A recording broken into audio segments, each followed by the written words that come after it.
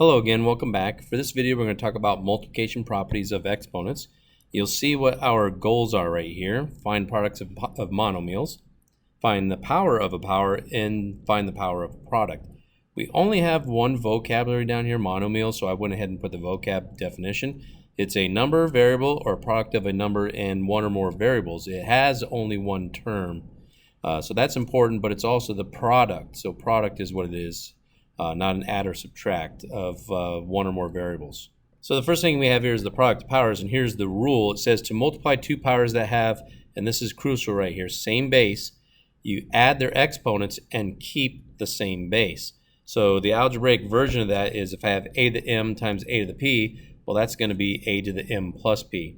B squared times b to the fourth, and that would be b to the 2 plus 4, or we could write it as b to the 6. All right, so here we have a couple of examples, and the first thing we're going to do when we go to multiply this part A is we're going to group the 3 and the 4 together using the commutative property, and then we're going to group the n to the 4th times the n to the 7th together, because again, that's the commutative property.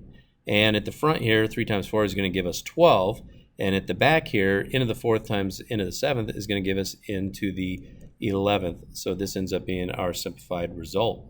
Down here at the bottom, I'm going to do the same thing. I'm going to group my constant terms, so my 7 and my 2, actually is my coefficients, times, and then I'm going to group my x values. So I've got x, and if you notice there's nothing right here on the x, so that's actually an x to the first times an x to the fourth times, and then my y values, x or y to the second, y to the third, so y to the second times y to the third. So go way back to the beginning. 2 times the 7 is going to give us the 14. X to the first times x to the fourth is going to give us x to the fifth, and y to the second times y to the third is going to give us y to the fifth. And this is considered one monomial, just as this one is up here, because it has only multiplication, no add or subtract in the problem. Okay, so here we have product of powers in scientific notation. You see where scientific notation takes advantage of exponents. Okay, so the fastest recorded star in the Milky Way galaxy, which is US 708, travels at, it looks like 2.7 million miles per hour. How far does this travel in 1 year? Okay, and they give us a little hint here. They want us to write our answer in scientific notation, round nearest tenth, but they give us a little hint here is how many hours, because this is in hours up here, is in 1 year. So what we want to do first is take this number and convert it to scientific notation. So 2.7 million is going to be 2.7 times 10 to the, now the decimal was over here, if we move it over 1, 2, 3, 4, 5, 6 places, I get a power of 6. And we want to multiply it by, so we're going to times this by the equivalency of number of hours in a year. So I'm going to call that 8.76, I don't need the 0, times 10, and then this one was moved 1, 2, 3 places, so that becomes 10 to the third power. And now we're going to multiply these two together. So the first thing I'm going to do is group my 2.7 times 8.76, and then group my powers of 10, 10 to the 6th times 10 to the third.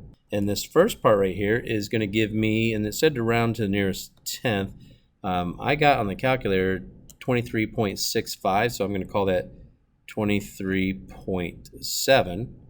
And then I'm bringing my multiplication sign over, and then when I multiply these together, I get 10 to the 9th power, because the rule says to add the exponents. Now the problem with our answer here is this is not proper scientific notation, because this number that we have is bigger than 10. So in order to get it into proper scientific notation, we have to move the decimal one place over. So one place over, 2.37, and that's effectively times 10 to the first power. And I had it times 10 to the 9th power, so when I combine these again, I get 2.37 times 10 to the 10th power. All right, on our next part of the rules of exponents, we have something called a power of a power. And to find a power of a power, multiply the exponents. So down here you see we have b to the second raised to the fourth. The shortcut to that is just multiply the exponents, and we end up with b to the 8th. The reason that works is b to the second raised to the fourth is the same thing as b to the second times b to the second times b to the second times b to the second. And if we do the power rule here, b to the second times b to the second times b to the second is going to end up with equaling b to the 2 plus 2 plus 2 plus 2, which is going to give us 8. And the shortcut of that is just 2 times 4, which is 8. You can see we have another example right here. So 3 raised to the 7th is going to give us 3 times 7 power, or d to the 21st. Okay, so examples of these. N to the 5th raised to the 3rd is going to give me n to the 5 times 3 power, which is just n to the 15th. X to the 4th raised to the 2nd is just going to be x to the 4 times 2, which is x to the 8th power. All right, so next we've got power of a product in our rules of exponents. To find the power of a product, find the power of each factor and multiply. Okay, so algebraically we have a times b raised to the m. What that means is I'm basically taking this m on the outside and distributing it to each of these. So I have a power of 1 here and a power of 1 there, and then the rule of power to a power applies as well. So 1 times m is m. That's why we have a to the m and b to the m. So when you look down here, remember this 5 has a 1 on it, the x has a 2, and the y has a 1. So the 3 on the outside says to distribute to all 3 of these exponents. So here we get negative 5 to the 3rd, which will be, when we calculate negative 5 to the 3rd, we end up getting negative 125 over here.